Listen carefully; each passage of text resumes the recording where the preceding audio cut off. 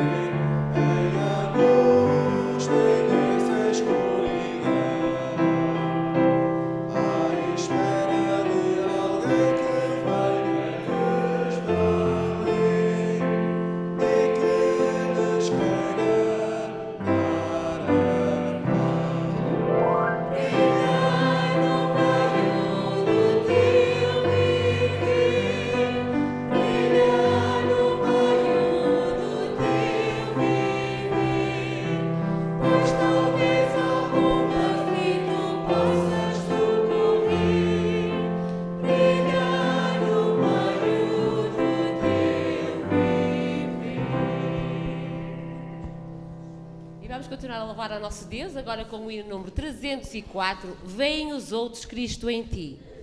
E é um hino que não é muito conhecido da igreja, estamos todos a aprendê-lo e vamos aprender, para a semana tornar-se a cantar, vamos entrar no ritmo.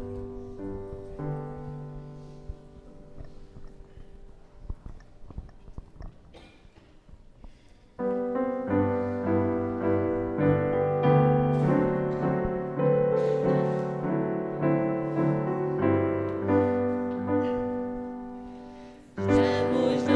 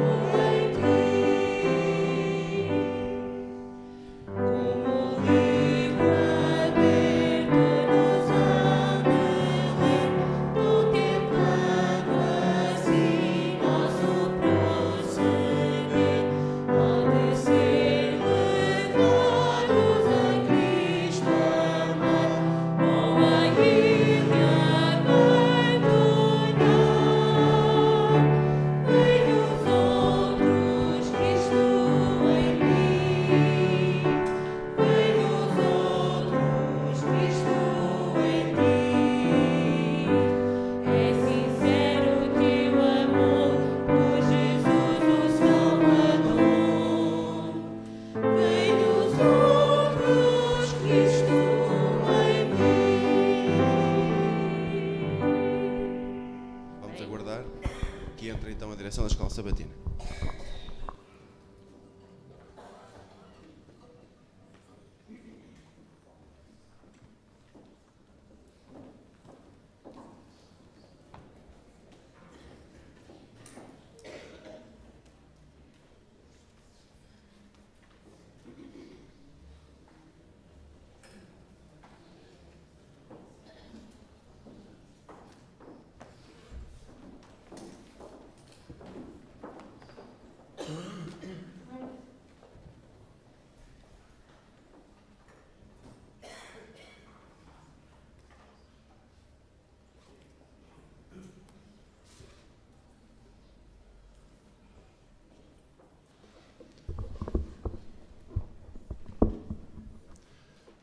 Bom dia, bom sábado, queridos irmãos, amigos.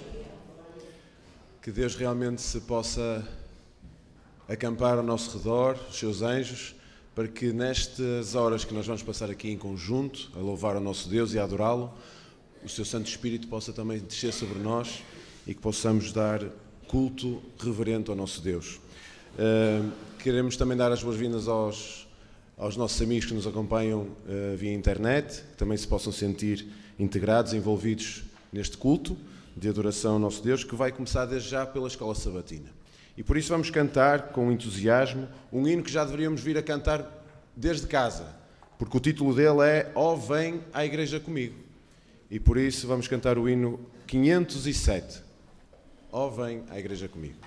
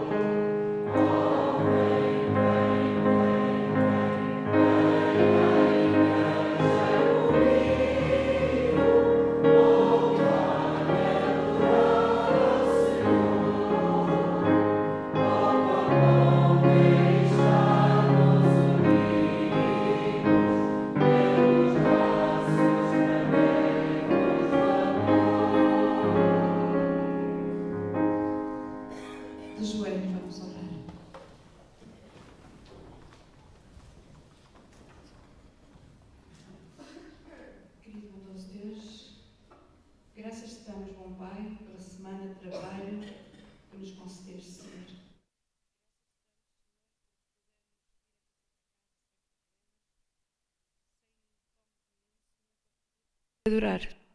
Querido Deus, neste momento, nós queremos pedir que Tu derrames do Santo Espírito sobre nós, sobre todos aqueles que vão intervir na Escola Sabatina, na lição, Senhor. Que Tu possas abençoá-los, e também a quem está a ouvir, Senhor, que possa entender e possa pôr em prática as nossas vidas. Querido Pai, continua a estar com este sábado e também com o programa de 13º sábado, Senhor. É tudo que eu te peço e agradeço em nome de Jesus. Amém.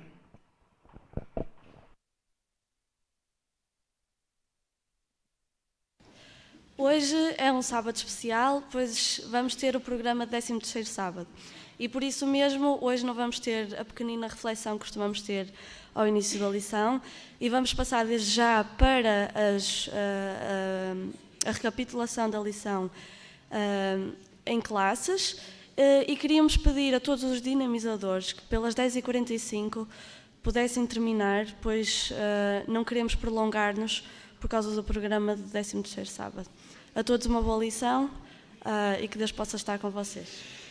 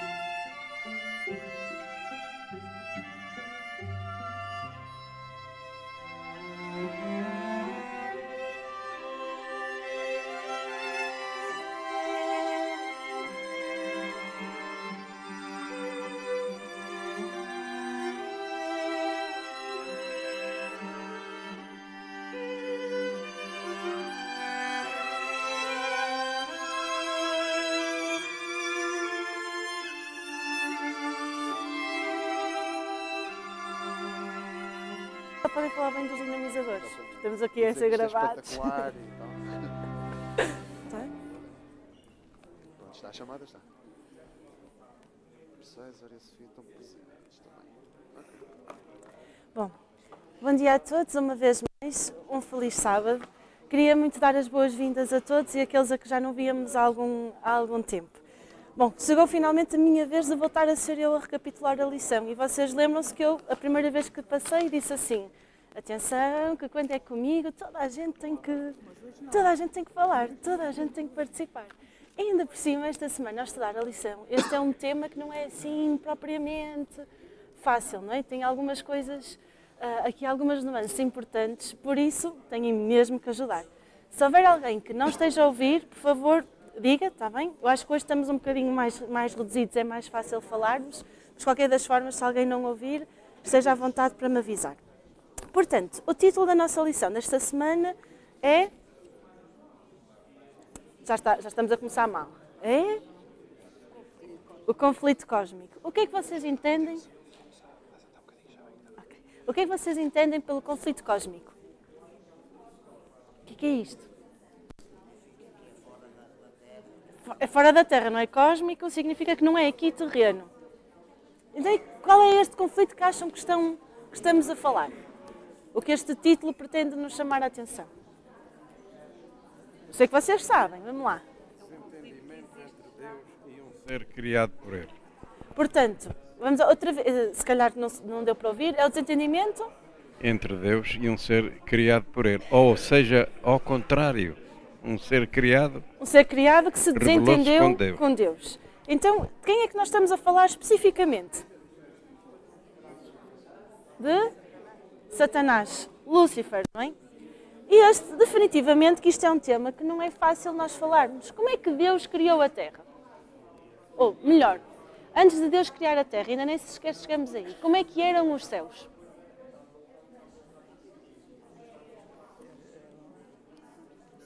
É vazio. Não, nesta altura, como é que Lúcifer era? Antes deste conflito? Era um ser abaixo um pouquinho de Deus. Era um ser abaixo um pouquinho de Deus. Mas era o quê? Era mau? Não. Era bom. E os outros anjos eram maus? Eram bons. Então havia alguma coisa má? Não. Tudo era bom. Tudo era perfeito, como a Mena diz. Então, de repente, quando tudo é perfeito, ninguém conhecia a maldade, ninguém conhecia a iniquidade, ninguém conhecia nada disso. De repente, surge um sentimento mau. E aquilo que era perfeito, deixa de ser. E para mim, isto é algo que é um bocadinho difícil de explicar. E é difícil de explicar porquê. Alguém me consegue dizer o porquê disto ter acontecido? Isto está acima do nosso entendimento, sem sombra de dúvida. Nós sabemos... Só pela fé é que a gente pode prosseguir.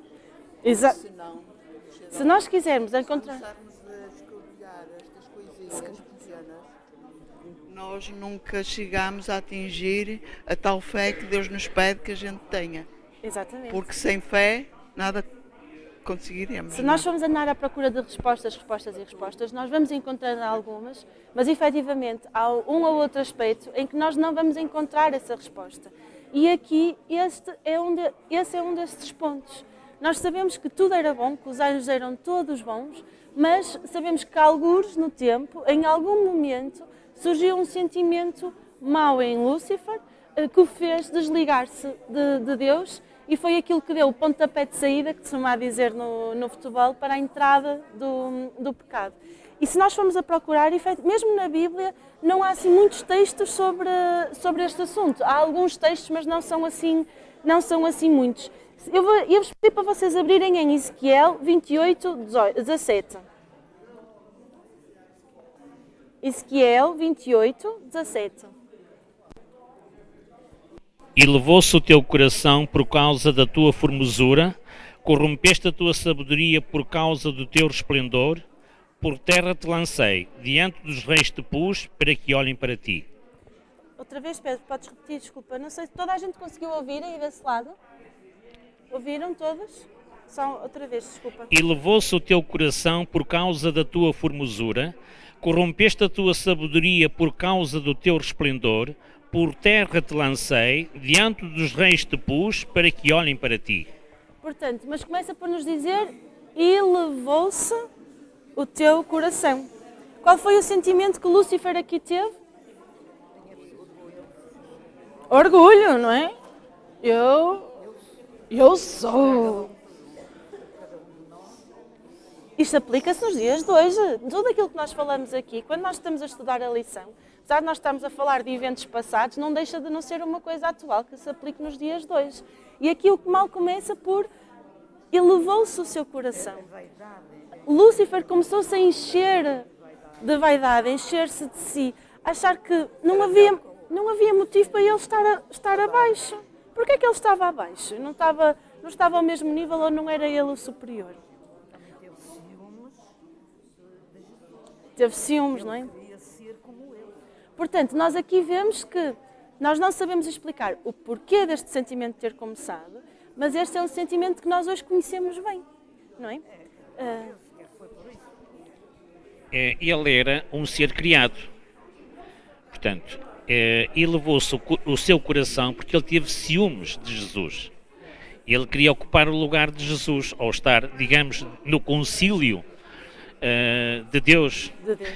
E ele permitiu que a semente começasse a germinar e não colocou um travão e deu o resultado que deu. Portanto, nós já vimos como é que o pecado começa, não é? Nós não sabemos exatamente o que fez começar, mas sabemos onde é que ele começou. A partir de agora estamos todos em sintonia que o pecado entra já neste conflito cósmico, não é? Mesmo antes da Terra ser criada, já havia o pecado. Não obstante a isto, quando Deus cria a Terra, como é que Deus cria? Perguntas difíceis. Em Gênesis diz que em 6 dias criou Deus os céus e a terra, no 7º dia descansou e viu que tudo era muito bom. Todos os dias ele criava uma coisa e dizia, e viu que era bom. Mas quando chegou ao fim, ele olhou e viu que tudo era muito bom. Se era muito bom, como é que era a terra? Era perfeita. Deveria de ser uma perfeição que nós nem sequer hoje em dia conseguimos imaginar, não é? Porque as nossas mentes nós já só conhecemos a Terra com o pecado. Nós conseguimos imaginar aquilo que para nós é o melhor, mas eu acredito que ainda fosse melhor que aquilo que nós conseguimos sequer imaginar. Mas então Deus criou a Terra outra vez perfeita, era tudo muito bom. Só que o que é que Deus aqui faz? Dá a oportunidade a Adão e a Eva de escolher, não é? Quer no céu, quer na terra. É o chamado livre-arbítrio, não é? Portanto, nós daqui podemos ver, ok, se no céu Lúcifer virou-se contra Deus, Deus tinha o poder para chegar e dizer, ok, agora não entra mais pecado em lado nenhum, eu não deixo que isso aconteça. Mas se fosse assim, era uma obrigação, era uma ditadura, não é? Alguém gosta de ser mandado? Ninguém, não é? As pessoas gostam de poder escolher. É diferente de nós fazermos as coisas certas porque somos obrigados ou de fazermos as coisas certas porque nos dão a escolher. E Deus aqui dá o livre-arbítrio, dá o poder de escolha a Adão e Eva. E o que é que acontece? Depois de eles poderem esta oportunidade, o que é que acontece aqui? O que é que acontece no Éden? Desobedeceram. E como é que foi esta desobediência? Foi assim... Adão e Eva não sabiam de nada. Eles sabiam. Eu não li, mas ouvi dizer que o Senhor mandava sempre um anjo todos os dias a avisá-lo. A avisá-lo. Portanto, eles não foram enganados. Foram mesmo... Ela deixou-se a tentar, porque eles não foram enganados. Vamos a Gênesis 3:3. Vamos lá. Aí atrás, alguém me lê o versículo, se faz favor? Pode ser? Eu agora peguei uma partida ali à fila de trás. Gênesis 3:3.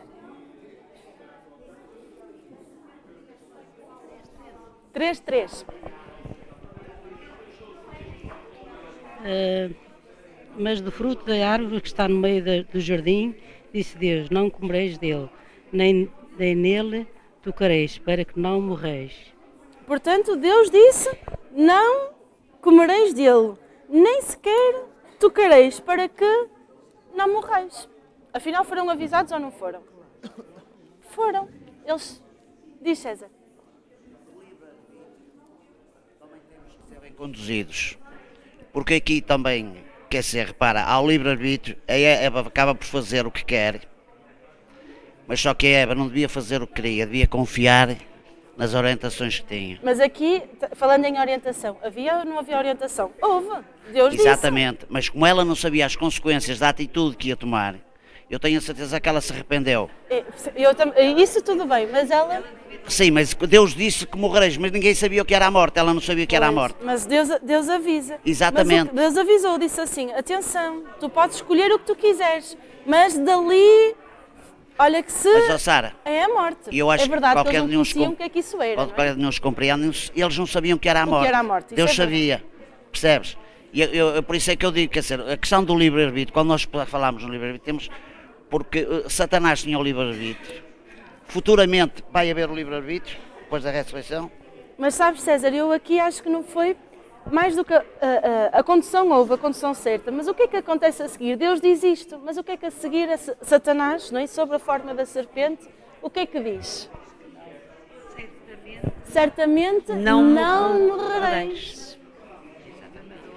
Não é? Ele... E já foi ela não confiar em Deus. Sim, havia a palavra de Deus e a palavra do ser. ser. O que acontece é que houve alguém que deu uma indicação certa e depois houve alguém que contrariou. Mas quando contraria de uma forma inteligente, subtil. Não chega e não diz assim, não percebes nada disto, o que te disseram está errado. Não, ela diz, então mas porquê? Certamente que não morrereis. Começando a utilizar as palavras que Deus utilizou, mas com uma nuance. Bastou pôr aqui um certamente não, para dar uma ideia, para mudar a frase toda. E aquilo assim fica mais suave, não é? A pessoa fica confusa, começa-se a instalar a dúvida. E é como eu vos digo, tudo aquilo que se passou nesta altura, hoje em dia continua-se a passar. Quantas vezes nós sabemos o caminho é este, isto é que é o correto, mas depois começamos a ouvir aquelas vozes. Mas porquê que não podes ser tu? Mas porquê que não podes fazer? Se fizeres, não, nada disso vai acontecer. Não é? Começa-se a instalar e este desejo vai sendo alimentado e a relação que nós temos com Deus vai começando a ser cada vez mais distante. E quando nos separamos de Deus, o que é que acontece? Caímos no pecado. E foi aqui que a Eva, quando começa a deixar a serpente, então, envenená-la, trabalhar na mente dela, acaba por cair no pecado, consequentemente Adão, e por aí fora entramos todos no mundo do pecado. Na verdade, tanto em nós é falta de grande fé. Portanto, nós vemos que Deus criou nos céus, tudo era bom, tudo era perfeito e deixa de ser, e depois, à semelhança do que aconteceu nos céus, à semelhança do conflito cósmico, houve também um conflito terreno, houve um conflito terrestre. E este conflito começou com Adão e Eva, mas continua para os dias de hoje. Portanto, Adão e Eva tiveram que fazer uma escolha naquela altura, e nós, todos os dias, temos que fazer a nossa escolha. Continuamos a viver neste conflito. E a lição toca aqui um aspecto que eu achei muito interessante. Tinha a ver com o conhecimento. Quando esta pergunta que eu vos fiz de será que Adão e Eva sabiam ou não sabiam, tinham sido ou não tinham sido avisados, tinham ou não tinham conhecimento? E nós chegamos à conclusão que eles tinham. E isso faz, aplicando agora no nosso dia-a-dia, nós temos ou não temos o conhecimento? Temos. E agora, Mena, continuamos ou não continuamos a pecar? Fazemos igual. Somos um povo rebelde. Já começou na altura, isto veio desde o início, a rebelião. A rebelião começou... Já começou nos céus. Mas isto para dizer que, efetivamente, todos nós temos conhecimento. O facto de nós termos esse conhecimento não significa que vá fazer de nós seres perfeitos. Seres que não vão pecar. há bocado, um bocado na sequência do que o César estava a dizer. Um bocado na sequência do que o César estava a dizer. A ler um bocado o comentário da lição, o autor fala aqui de um aspecto muito interessante, que é a questão, César estava a colocar em causa se o conhecimento que eles tinham seria suficiente para eles saberem as consequências que o pecado deles teria. A verdade é que quem tentou todo o conhecimento e quem transmitia esse conhecimento para os anjos e para o próprio ser humano era Deus, não é? Portanto, aqui quando nós colocamos esta questão de que se eles tinham conhecimento suficiente ou de que eles saberiam tudo o que era necessário para não caírem, se nós metemos isto em causa, estamos a colocar em causa o próprio discernimento de Deus. Porque aí, se nós pudermos dizer que eles não tinham conhecimento suficiente, podemos culpabilizar Deus pela queda do ser humano. E acho que nós não podemos... O que nós vemos é que isso não é verdade, não, porque senão aí eles teriam tomado a decisão, não por escolha, por ter o livre-arbítrio, mas por desconhecimento de causa, não é? Portanto, aqui eu acho que nós devemos refletir sobre esse ponto e perceber que aqui foi uma decisão deles e eles tinham o conhecimento necessário para não cair, porque Deus avisou-os que eles morreriam, não é? Claro que eles não sabiam o que era a morte, mas... Eles não sabiam o que era a morte, mas sabiam... Mas eles tinham todo o conhecimento necessário para não cair, porque senão aí podíamos culpabilizar Deus pela queda. Para mim o grande culpado é Adão e Eva e não tenho nada. Eu até fico surpreendido como é que Adão todos os dias se encontrava com Deus, não é? E pelo que está escrito não se encontrava com Satanás de forma nenhuma, nem através de serpente. E como é que aparece um ser que põe em causa um amigo, que Deus e Adão eram amigos, encontravam-se, conversavam, Jesus... E vem um ser que ele não conhece lado nenhum e vem pôr em causa o amigo e ele segue logo o que aquele ser diz. Portanto, o ser humano, tenho a culpa toda, eu não tenho a menor dúvida. Agora, que Deus sabia que o que Adão ia fazer, também não tenho a menor dúvida. Que Deus que não o impediu, também não tenho a menor dúvida. E que as consequências nós estamos... Mas quando nos querem pôr a nós agora, atualmente, ao nível de que Adão e Eva estavam, para como quem diz que nós que falhamos agora, nós vivemos num mundo totalmente diferente. Não nos querem, nenhum de nós aqui tem contacto diretamente com Deus assim pessoalmente. Portanto, não comparemos o que não é comparável. Eu estou a falar como um crente, não estou a falar em nome de ninguém, nem sou porta-voz de ninguém, falo por mim. Porque nós também temos as nossas lutas. Muitas vezes também nos interrogamos, porquê? Para quê? Essas dúvidas todas as temos. Adão não as tinha. Adão não as tinha porque encontrava-se mesmo com Deus. E se tivesse alguma dúvida eu podia pô-la pessoalmente. E nós não. Portanto, quando nós pegamos em tudo, queremos nivelar, não está nivelado, nós estamos num patamar, é a minha opinião, claro. Sim, Pedro. Espera só um bocadinho pelo micro. Há aqui um aspecto muito importante e que faz toda a diferença, que o conhecimento que eles tinham era mais do que suficiente. Foi o próprio Deus, face a face, que lhes transmitiu. Portanto, não havia hipótese nenhuma de ignorar esse conhecimento, porque Deus foi face a face. Fazendo o contraste connosco hoje, nós estamos no mesmo ponto que estava Adão e Eva. Nós temos toda a revelação de Deus na sua palavra. Foi Ele que a revelou na Bíblia e depois no Espírito de Profecia. E nós hoje também somos uns rebeldes porque Deus fala-nos, não é face a face, mas é através da sua palavra e nós continuamos a ser rebeldes. Pronto. E pegando aqui nas palavras do Pedro, Deus fala-nos, nós sabemos, não é? E continuamos a ser rebeldes. Nós temos de ter atenção. E temos o Espírito Santo, não é? Que estamos errados. Queria-vos chamar a atenção para, no fim da lição de segunda-feira, mesmo na parte de baixo, diz-nos assim... se até no perfeito ambiente do Éden, não é? Nós estamos a falar daquele ambiente, como o César dizia, nós nem sequer sabemos ao certo como é que o Éden era, mas era perfeito, não é? Tudo era bom. O conhecimento em si não foi suficiente para impedir Eva de pecar. Não nos devemos enganar a nós mesmos, pensando que só por nós sabermos, só porque nós conhecemos a palavra, nos podemos salvar.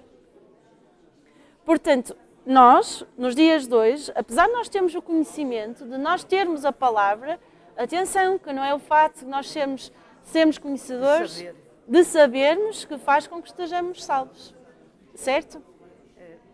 Ali foi falta de fé, não foi falta de conhecimento. Foi falta de fé, não é? Confiança naquele que disse não. E este parágrafo continua a dizer assim: precisamos conhecer a palavra, claro que nós precisamos conhecer a palavra de Deus, sem dúvida, isso não está posto em discussão. Mas diz, juntamente com esse conhecimento, nós precisamos do tipo de submissão na qual também obedecemos àquilo que a palavra nos diz. Portanto, não basta conhecer a palavra se depois não fazemos nada daquilo que ela nos pede ou nos sugere, não é?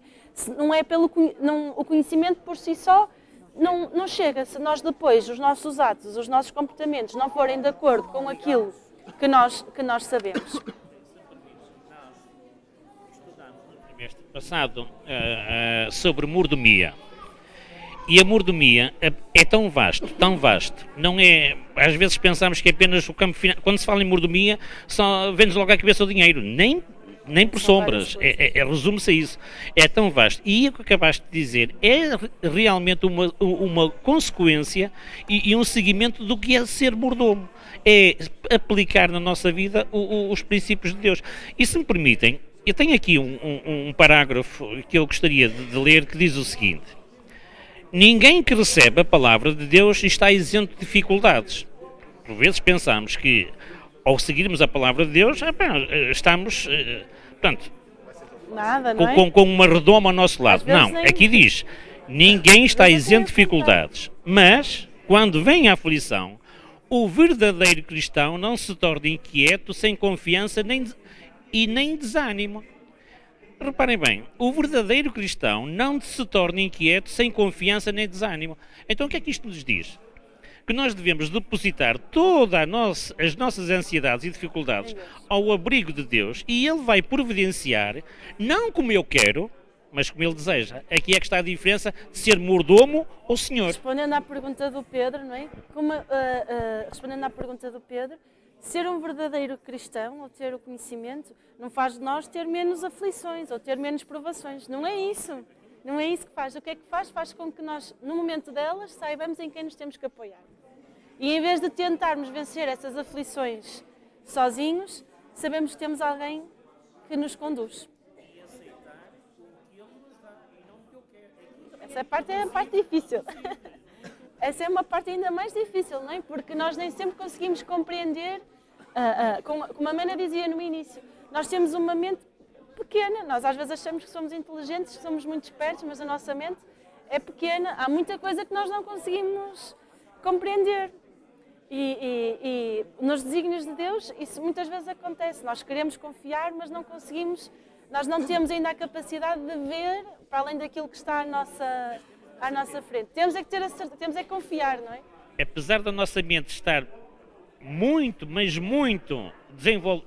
pouco desenvolvida pelos séculos eternos, a nossa mente vai sendo aberta e vamos conhecendo os desígnios de Deus e pelos séculos eternos, como diz o Espírito de Profecia, vamos agradecer a Deus e exaltá-lo pelas suas grandes maravilhas. Porque nós hoje não temos capacidade de entender tudo e não devemos questionar o porquê, porque estamos a entrar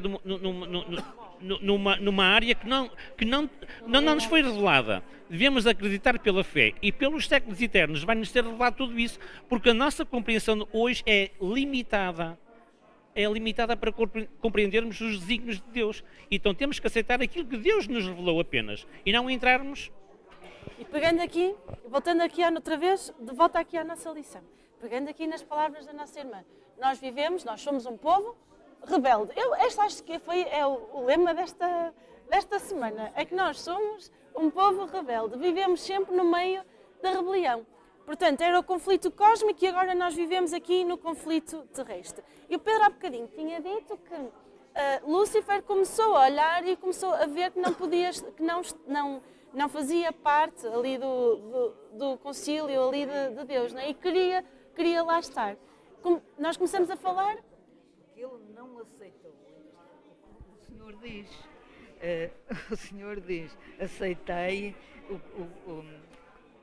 o que tendes, o que sois, o que tendes. Ele não queria aceitar, porque ele já tinha, se fosse a ver, ele tinha um posto muito elevado já. que ele era o chefe dos anjos. Mas ele não se contentou com aquilo que Deus lhe deu, ele queria mais. E não é isso que Deus quer, nem dele nem de nós. Nem dele nem de nós. E portanto, isto fez com que a rebelião começasse no céu, passasse para a terra, mas em tudo Deus tem um plano para nós, não é? E as coisas não são... Aqui, nós temos sempre aqui uma resolução para os problemas. E qual foi a resolução que Deus encontrou? O pecado entra na terra e o que é que Deus faz? Qual é o plano fantástico de Deus? O plano de resgate. Que plano é este, Pedro? Como é que começa este plano? O conhecimento já estava no concílio de Deus, decidido que viria Jesus a esta terra resgatar o homem da queda. Da queda. Portanto... Quer dizer, através do Cordeiro, já foi o Cordeiro de Deus, já estava planeado nessa altura. E este plano de resgate é delicioso. E é fantástico porque como é que Jesus vem à Terra? Vem como um ser criado. Não é? Vem como servo. Como um senhor. Ele veio, exatamente. Ele era senhor no céu. Ele era um senhor e vem que como vem servo. como servo. Ele adquire a forma humana. Ele deixa de ser deixa aquela forma omnipotente, omnipresente, que pode tudo, para ficar como nós, com a nossa natureza. Como a Mena disse, é importante. Para provar que nós, querendo, confiando, conseguimos. Porque se Jesus viesse sob essa forma divina, então, coitado, o que é que nós podemos perante isso? O que é que nós não queríamos conseguir fazer igual? Mas ele adquire a forma humana e chega cá e consegue passar por todas as provações e superá-las. E atenção que foi fácil? Nada, não é? Este cálice. E Lúcifer começa a perseguir Jesus, começa a querer entrar no concílio, no céu. E o que é que ele faz aqui na terra? Deixou-o andar à vontade. Com Jesus, o que fez com Adão e Eva, com a subtileza, as três tentações, e Jesus sempre respondeu: está escrito, está escrito. Mas e derrotou-o dessa forma. Perseguiu. Sem dúvida. Perseguiu. Fez com que... Como? Mesmo à nascença, ele teve que fugir. Foi desde o início. Exatamente. Foi desde o início, não é? Ele viveu intensamente este conflito. Não somos só nós que vivemos. Jesus também passou por este mesmo conflito. Lúcifer não deixou que ele tivesse uma vida facilitada. Desde o nascimento que andou a perseguir Jesus. Mas nós temos a certeza que Jesus venceu o mundo, não é? E é por isso que na lição de quarta-feira diz-nos sempre convosco até o fim. Sempre convosco até o fim. E este sempre convosco significa que Deus está connosco desde quando? Desde o princípio até ao fim. Nós nunca estamos sozinhos. Nós fazemos parte de um plano de Deus, em que nós já não apanhamos o início, não é? Mas nós sabemos que Deus que nos acompanhou, mesmo antes de nós surgirmos, mesmo antes de nós nascermos, Deus já estava lá, já havia um plano de resgate, já havia algo bom preparado para nós. Eu ia-vos pedir... Nós temos estudado à terça-feira o grande conflito e a gente vê que até ao momento em que estudamos, as artimanhas e a guerra que ele move perante aqueles que lhe fazem afronta. Os valdenses, agora foi João Husse e agora foi... Todos, ele procura derrubar todos aqueles que lhe fazem, que não estão do lado dele. E esta igreja, que é remanescente, esta paz aparente, não vai ser para sempre. E muito em breve, dando seguimento às profecias, esta paz aparente que nós vivemos vai terminar. E aqueles que estão do lado de Deus seguirão.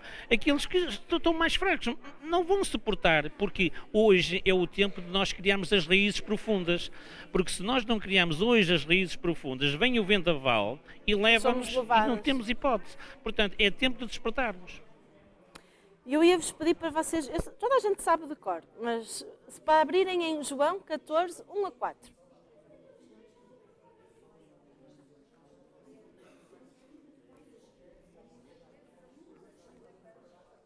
O que é que nos diz? Gil. Não se turbe o vosso coração, credes em Deus, crede também em mim. Na casa de meu pai há muitas moradas, se não fosse assim eu vos teria dito. Vou preparar-vos lugar. E se eu for e vos preparar lugar, virei outra vez, e vos levarei para mim mesmo, para que onde eu estiver, estejais vós também. Portanto, como é que é o plano? Nós vivemos no meio de um conflito, no meio da rebelião, mas Deus diz-nos, não se turbe o vosso coração. Não fiquem ansiosos, não fiquem aflitos, não se preocupem. Vocês não se precisam de preocupar com nada, porque eu vim e eu fui-vos preparar um lugar. E quando eu vier, vos levarei para mim mesmo. Não é?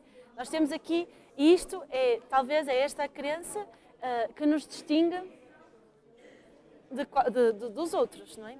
Nós somos adventistas do 7º dia. O que é que isto significa? Que cremos no advento, que cremos na volta de Jesus. Eu estou aqui um bocadinho atento ao tempo, acho que ainda temos 5 minutos. Há uma história, uma ilustração que vem na parte do monitor da lição que eu achei muito, muito engraçada e queria partilhar convosco. Sobre isto, sobre o que é ser adventista do 7º dia. E esta história diz-nos o seguinte, diz-nos que um certo homem foi a uma loja de instrumentos de música, musicais, e viu uma maravilhosa trombeta à venda. Era uma trombeta fantástica, mesmo bonita, mesmo uma coisa perfeita. Ainda por cima, o vendedor, lá, o senhor da loja, dizia que era uma trombeta com capacidades especiais. Tinha poderes aquela trombeta, não era uma trombeta qualquer. Era uma trombeta que apagava qualquer fogo. Se nós soprássemos na trombeta, ela apagava os fogos. Bem, se o homem que já viu esta trombeta olhou para ela e já gostou, depois ainda ficou mais curioso com isto, uma trombeta que apaga fogos. Isto é qualquer, eu tenho que experimentar isto. Compra a trombeta, vai para casa e o que é que decide fazer? Experimentar. Não é? Quando nós compramos uma coisa que queremos muito, nós temos que experimentar para ver se aquilo realmente é bom ou se fomos enganados, senão podemos lá reclamar. E ele não tem mais nada, começa a atear o fogo lá em casa. E a seguir, pega na trombeta, não sei fazer o som da trombeta, não vou tentar fazer, não é? Começa para lá a soprar, e nada. E o fogo continua a consumir, Ele pega outra vez na trombeta, com mais força, começa outra vez, e nada, o fogo continua. A história não nos diz que ele apagou o fogo, diz-nos sim que ele foi, mas é o homem reclamar da trombeta. Foi à loja dizer assim, ouça lá, então enganou-me, vendeu-me uma trombeta a dizer que eu ia apagar o fogo, e não apaga fogo nenhum. E o que é que o vendedor diz? Esta trombeta tem poderes especiais. Ela não apaga o fogo, mas ela avisa aos outros que o fogo está aqui. Ela dá o sinal de alerta aos outros de que está aqui o fogo e chama a ajuda, vai dar o sinal para virem ajudar para apagar o fogo. E nós como adventistas, e pegando para isto, quando eu vos disse esta história nós somos a trombeta.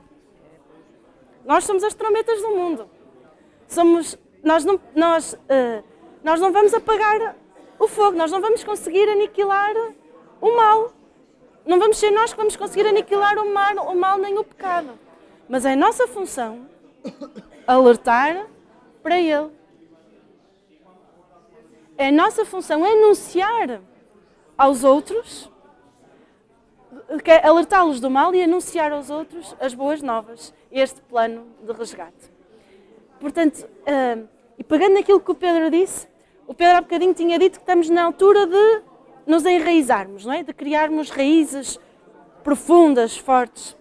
Outra coisa que nos diz aqui na lição é um exemplo que eu também achei muito curioso, de um rabi do século XV, se não estou em erro, que dizia que o cristão é como uma árvore invertida. O que é isto de uma árvore invertida? Uma árvore de pernas, como se estivesse a fazer o pino, de pernas para o ar.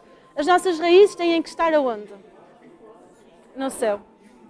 E os nossos frutos têm que dar aonde? na terra. É por isso que o nosso papel é nós estarmos alicerçados, bem enraizados no céu, juntos a Deus, à palavra de Deus, para podermos anunciar o Evangelho aqui na terra, podemos dar esses frutos. E a nossa própria designação, como a Mena dizia, quando nós dizemos nós somos adventistas do sétimo dia, nós estamos a dizer tudo. Nós somos adventistas porque acreditamos no advento, acreditamos na segunda vinda de Jesus. E isto faz-nos uma diferença com um sem número de crenças, de religiões. E somos do sétimo dia porque acreditamos, cumprimos o sábado, que é um dos mandamentos de Deus. Se nós cumprimos um e acreditamos num, acreditamos nos outros todos. Portanto, este é efetivamente o nosso papel. Nós vivemos no meio de uma rebelião, numa guerra que parece que nem fomos tidos nem achados para ela. Nascemos já no meio desta rebelião. Mas há uma solução, não é? E o nosso papel é este, é de anunciar ao mundo e acreditar então das boas novas. Opa. As neiras. Por acaso não foi? Foi quase.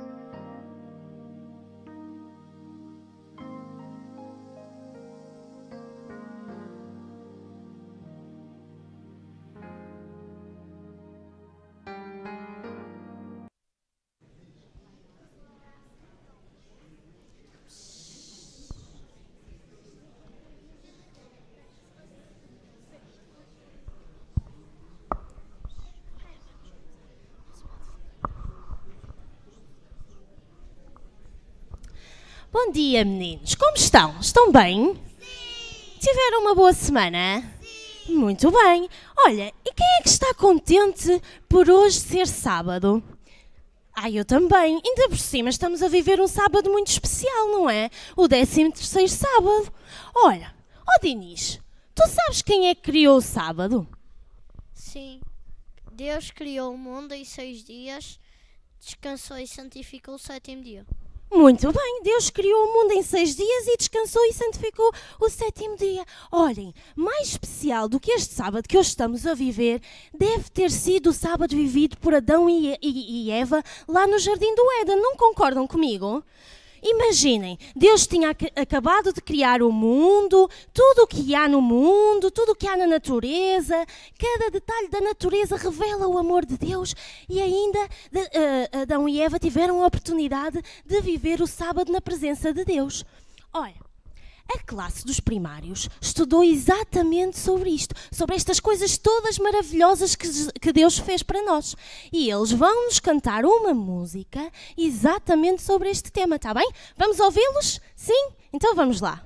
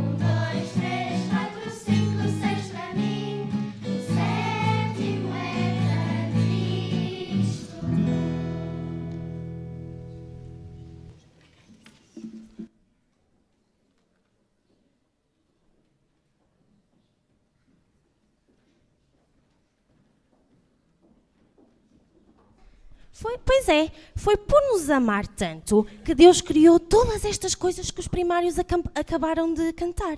Mas sabem, além de nos amar, Ele também nos protege. Ele cuida muito bem de nós hoje, tal como cuidou de Noé e da sua família há muito tempo atrás. Lembras-te, Lia, como é que foi? Sim, Deus protegeu Noé e sua família para nos salvar do dilúvio. Muito bem. E o que é que Ele mandou Noé construir? Uma grande arca. Exatamente. Sabes, foi sobre este tema que a classe do ROL aprendeu este trimestre. E eles vão nos trazer alguma coisa sobre isto. Vamos ouvir então?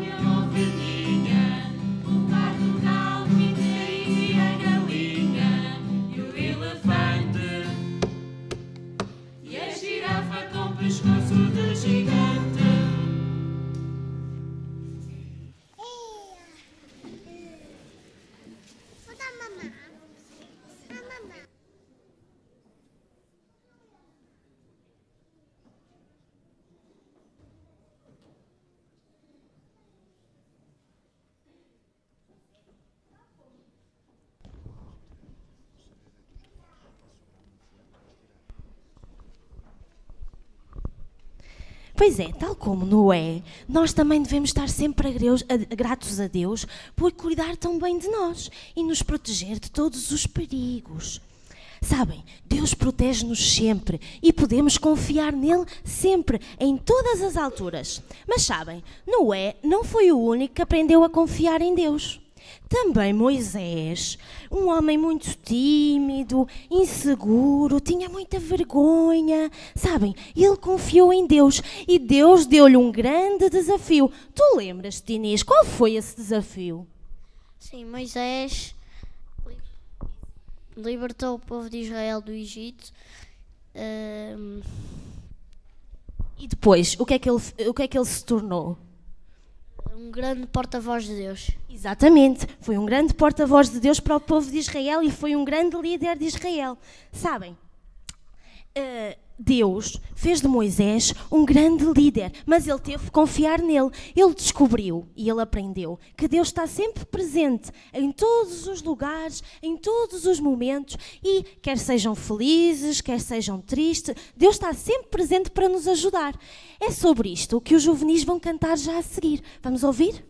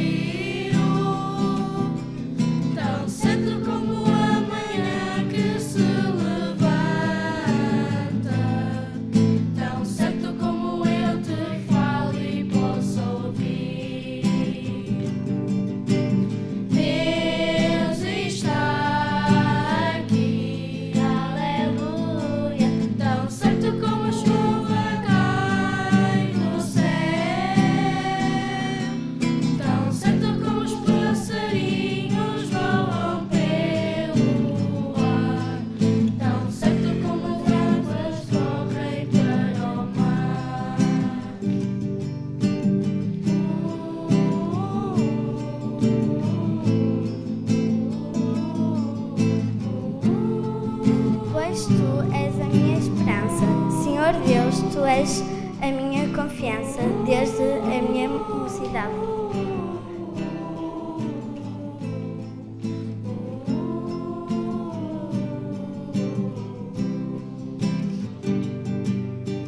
Deus está aqui, aleluia, tão certo como eu respiro, tão certo como a manhã que se levanta, tão certo como eu te falo e posso ouvir, tão certo como eu te falo e posso ouvir.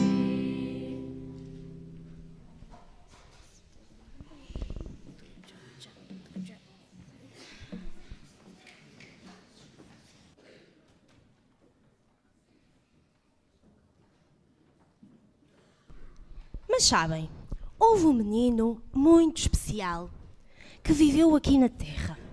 Ele era muito obediente à sua mamã, ao seu papá, ajudava em casa, ajudava o pai na carpintaria, ele era amigo de todos, gostava de ajudar todas as pessoas à sua volta, até aqueles que estavam doentes, ele ajudava. Ele gostava muito de contar histórias também e toda a gente o gostava de ouvir. Sabem de quem eu estou a falar? Sim, foi Jesus. Exatamente. Foi sobre o crescimento e a vida de Jesus que a classe do Jardim de Infância estudou este trimestre. Vamos ver o que eles querem partilhar connosco hoje? Sim? Vamos lá então.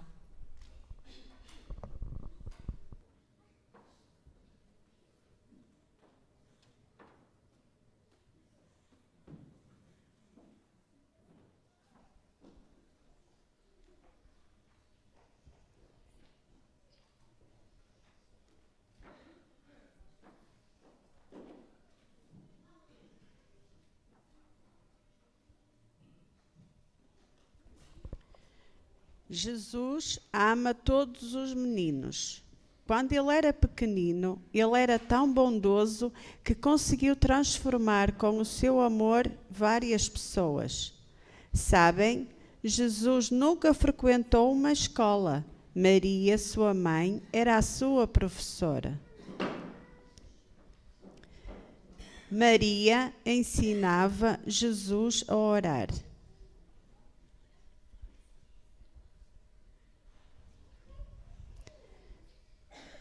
Ensinava-lhe histórias da Bíblia.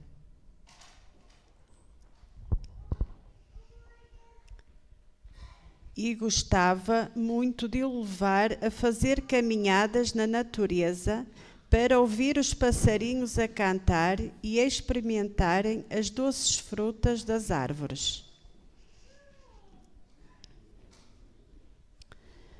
A família de Jesus era muito pobre, mas muito limpinha e organizada. Jesus ajudava Maria, sua mãe, nos serviços de casa. E ele gostava muito de ajudar sua mãe a pôr a mesa.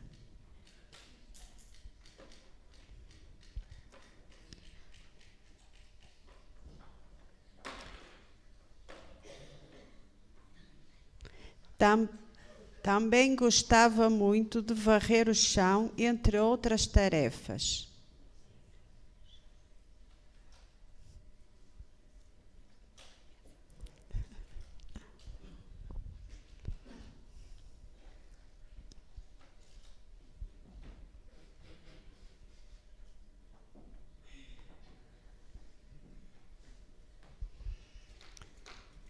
A sua mãe ficava muito feliz com a sua ajuda e dava-lhe sempre um abraço. Jesus também gostava muito de ajudar o seu pai José na carpintaria.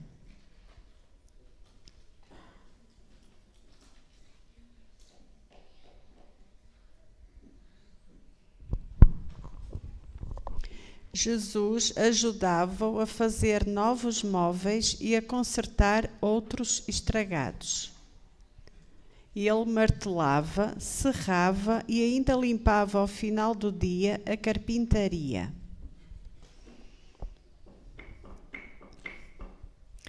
Jesus também gostava de ajudar os seus vizinhos e de brincar com eles. Gostava de fazer piqueniques com eles na natureza. Os seus amigos gostavam muito dele porque ele era muito bondoso para com eles.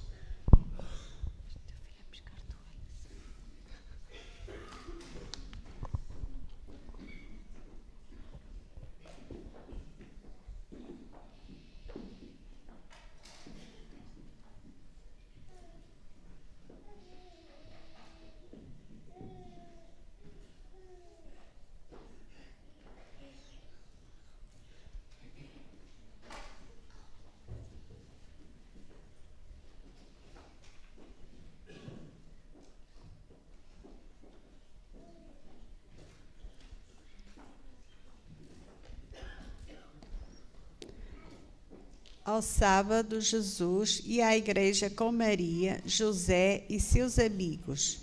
E eles gostavam muito de orar juntos.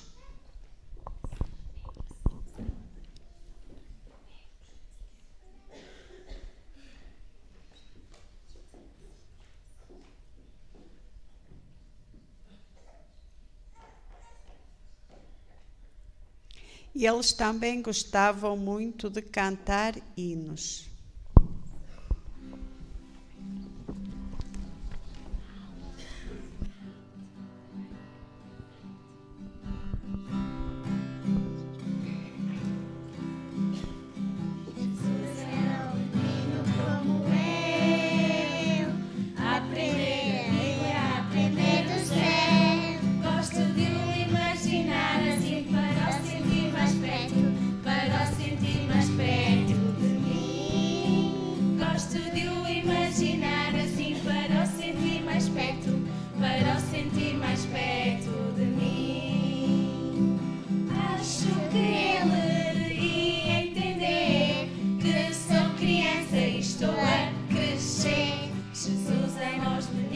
Como eu, aprender a Bíblia, aprender o céu. Gosto de o imaginar assim para o sentir mais perto, para o sentir mais perto de mim. Jesus era um menino como qualquer criancinha e gostava muito de fazer a sua família feliz e todos à sua volta por ser tão obediente e pronto a ajudar.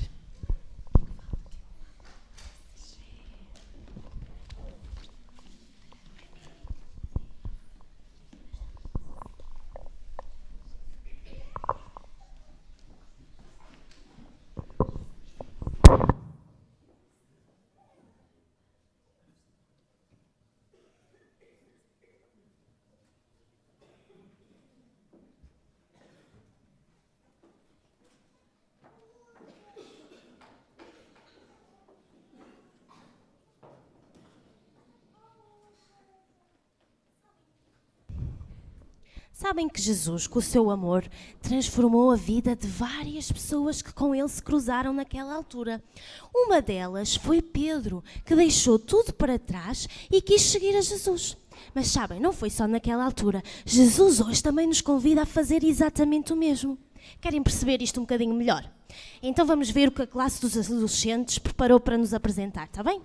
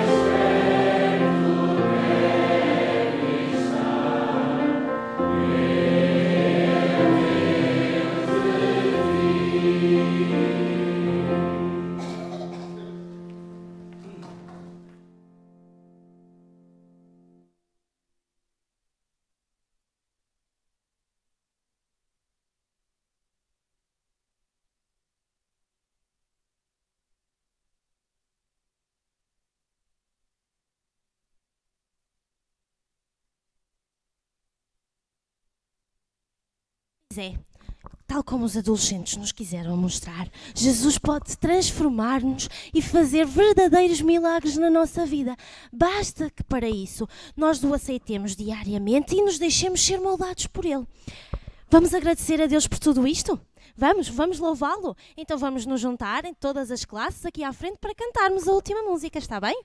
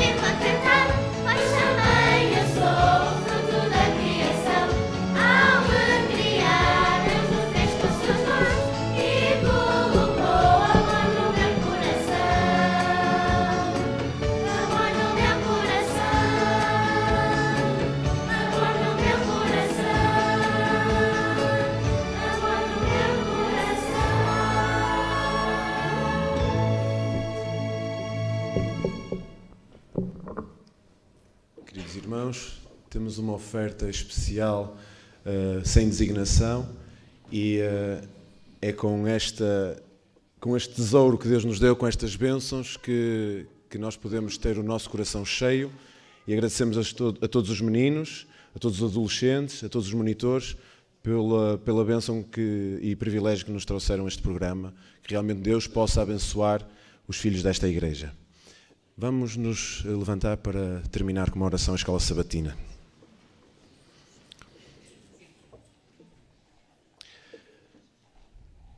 Nosso querido Deus, bom Pai, Senhor, sentimos a Tua presença, sentimos também a presença do Teu Santo Espírito e dos Teus anjos ao nosso redor e queremos-Te agradecer as inúmeras bênçãos, Senhor, que Tu já derramaste sobre este Teu povo. Obrigado pela oportunidade que Tu nos dás de refletirmos, de mencionarmos, de louvarmos o Teu nome, Senhor, e de termos o privilégio de ver esta juventude, estas crianças a crescerem, Senhor, e que realmente eles possam ser tesouros, servos Teus, para também o avanço da Tua obra.